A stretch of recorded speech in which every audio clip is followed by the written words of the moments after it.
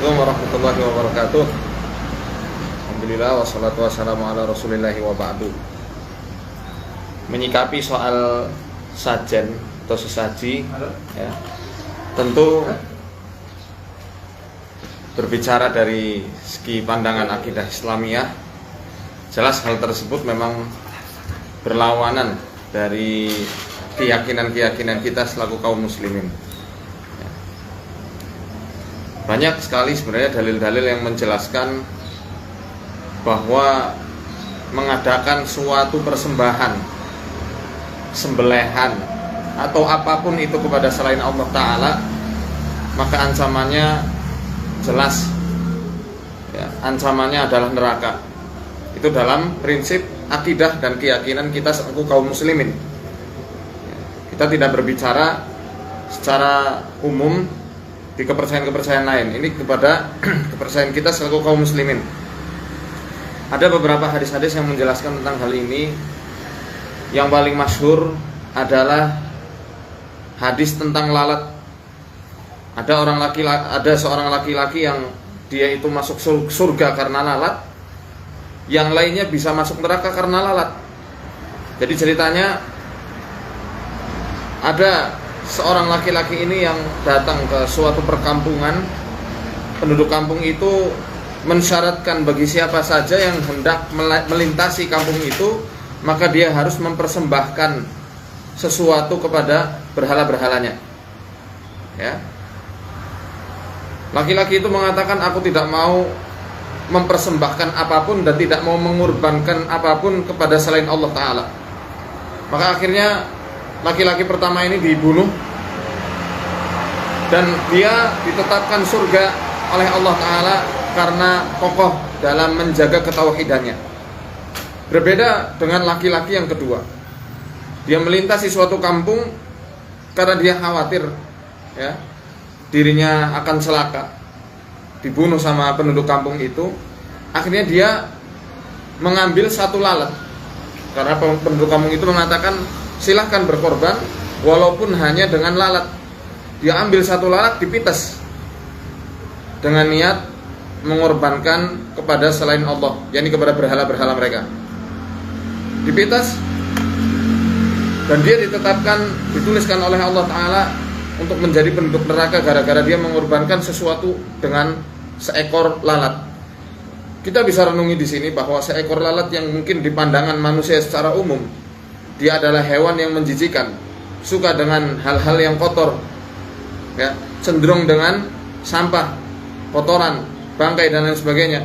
Ketika itu dikorbankan kepada selain Allah, bisa menjadikan orang yang mengorbankannya bisa kecemplung di dalam neraka. Bagaimana dengan yang lebih dari itu, lebih dari lalat? Tentu jauh lebih berbahaya ya, dan bisa menyeret seseorang kepada perbuatan kesyirikan yang besar. Ini saya sekali lagi katakan dari pandangan Islam.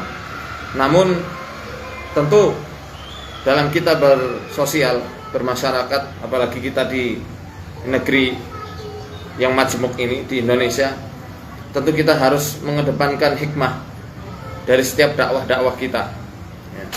Mungkin teman-teman pernah melihat saya dan tim ya, membersihkan bekas-bekas sesaji di tempat-tempat yang tidak dikhususkan. Kadang kita bersihkan, kadang tidak. Jadi kita menimbang maslahat dan mafsadat di situ. Sekiranya sesaji itu diletakkan di suatu tempat peribadatan agama lain, tidak boleh kita menghancurkannya seenak kita ya, tidak diperkenankan demikian. Namun ketika sesaji itu diletakkan di tempat yang umum, di gua, di air terjun, di gunung misalnya, atau di tempat-tempat yang dianggap ada yang bau rekso di situ, yang tidak ada kaitannya dengan ritual-ritual ibadah apapun, maka saya rasa ini bukan sebuah pelecehan terhadap kepercayaan tertentu pada agama tertentu.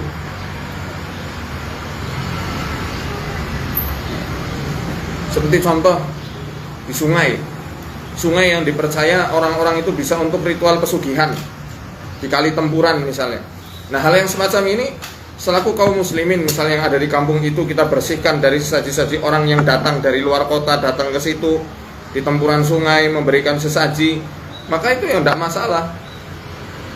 Karena sungai bukan tempat ritual ibadah agama manapun, kecuali sungai Gangga misalnya, atau gua pun, gua misalnya gua Maria misalnya terus dihancurkan, ya tidak bisa seperti itu, menyalahi hukum. Tapi kalau di tempat-tempat umum, ya hal itu bukan tempat peribadatan gitu ya, bukan suatu hal yang apa istilahnya harus disakralkan. Mungkin ada gunung-gunung tertentu seperti di mana Lawu apa ya, di mana ada tempat-tempat yang memang untuk ritual agama tertentu, ya kita jangan usik. Jangan juga sembarangan ngambilin sesaji yang ada di situ kemudian membakarnya, menendangnya, jangan. Saya pernah di Gua Gempok di Kebumen ya. Nah, itu kita selalu bekerja sama juru kunci. Juru kuncinya kita dakwahi. Kemudian dengan sukarela beliau memperbolehkan untuk mengambil sesaji-sesaji yang ada di situ. Toh juga kita niatnya juga untuk apa? Pertama membersihkan akidah, itu jelas. Yang kedua membersihkan alam dari kotoran-kotoran tersebut, jelas itu jadi kotor. Bekas-bekas dupa yang menggunung, ya kan demikian. Akhirnya kita ambili dan tidak kita tendang, mohon maaf, karena agak terkesan arogan ya kalau misal kita menendang demikian, dan akhirnya masyarakat itu berstigma negatif terhadap kaum muslimin. Akhirnya orang-orang yang berjenggot, menggunakan qamis, itu dianggapnya orang yang gak bisa membaur terhadap masyarakat. Padahal ya di kacamata kita yang sudah ngaji, sudah jelas kan hal itu adalah terkait akidah. Tapi masyarakat awam kan tidak ngerti apa itu akidah, apa itu budaya atau yang lainnya, belum bisa memilah-memilih. Makanya harus hati-hati, harus hikmah, harus menimbang dulu maslahat atau madharat ketika kita mau melakukan sesuatu.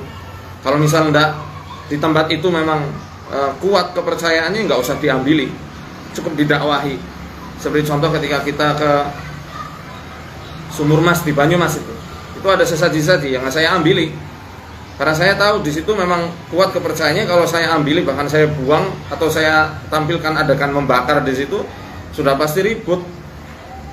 Cukup kita sampaikan dengan ceramah-ceramah dan kajian-kajian yang semoga dengan apa yang kita sampaikan ada orang yang sadar. Satu orang yang sadar dan mendapatkan hidayah dari Allah Ta'ala melalui apa yang kita sampaikan dengan kelembutan, dengan hikmah semacam ini, dengan hikmah tapi tegas begitu ya, maka satu orang ini jauh lebih berharga daripada 1000 orang yang cuma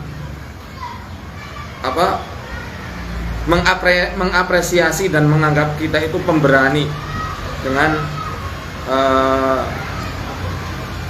aksi-aksi yang semacam itu, membuang saji atau menghancurkan sesuatu.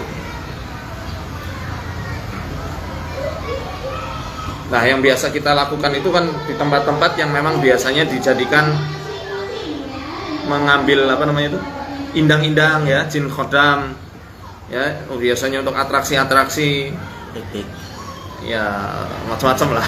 Kita nggak katakan satu kesenian aja, ada banyak, bukan seni ya, pertunjukan, kita nggak katakan hanya satu pertunjukan aja, banyak yang nyari-nyari indang khodam itu untuk keperluannya. Ada untuk kecantikan, pelet, ilmu kebal, ada yang untuk bela diri. Nah, tempat-tempat yang itu yang kita tuju, apalagi untuk pesugihan. Jelas hal semacam itu kan termasuk ke ranah sihir, dan agama manapun saya rasa tidak ada yang menghalalkan sihir, wabil khusus agama kita Islam. Sekali lagi, kita selalu kaum muslimin harus punya prinsip dan jati diri. Jangan sampai karena kekeliruan oknum kemudian kita justru malah mendukung perkara-perkara yang memang diharamkan dalam agama kita ya. Dan jangan sampai pula karena giroh semangat kita akhirnya semuanya dibabat habis. karena itu akan berimbas kepada kaum muslimin secara keseluruhan. Akhirnya orang-orang itu nanti jadi merasa minder. Orang yang awam yang masih belum berpegang teguh terhadap agamanya akan minder untuk mensiarkan keislaman di dalam kesehariannya. Karena apa? Khawatir dijauhi oleh orang-orang awam yang belum tahu tentang batasan-batasan akidah. Ya.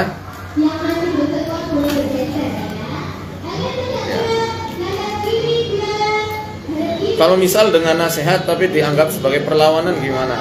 Wah ya, itu sudah biasa. Kita berdakwah, apalagi kita mendakwahkan untuk mentauhidkan Allah, mendakwahkan kepada syariat Allah, sudah menjadi apa istilahnya ya? Jalan ninja mereka ya, untuk apa? Untuk dibully, kemudian dianggap sebagai orang gila, dianggap penyihir, dianggap apalagi orang yang sok suci. Itu di Al-Quran sudah dijelaskan. Para nabi dan rasul dulu juga dikatakannya lebih parah daripada mereka mengatakan kita sebagai kadrun dan lain sebagainya. Wajar. Para nabi dan rasul dulu lebih parah lagi, dibilang orang gila, dibilang orang kesurupan, dibilang orang kena sihir, dibilang orang suci, sok suci dan lain sebagainya. Ya kita nggak usah pedulikan omongan-omongan mereka-mereka yang belum tahu dan belum diberikan hidayah oleh Allah. Semoga dengan nasihat kita yang hikmah, yang santun, namun tetap tegas, ada beberapa orang yang akhirnya mendapatkan hidayah dari Allah Ta'ala. Itu kan jauh lebih berharga dan menjadi jariah salihah ya. Amal jariah kan artinya yang selalu mengalir, walaupun kelak kita sudah ada di alam kubur kita ya.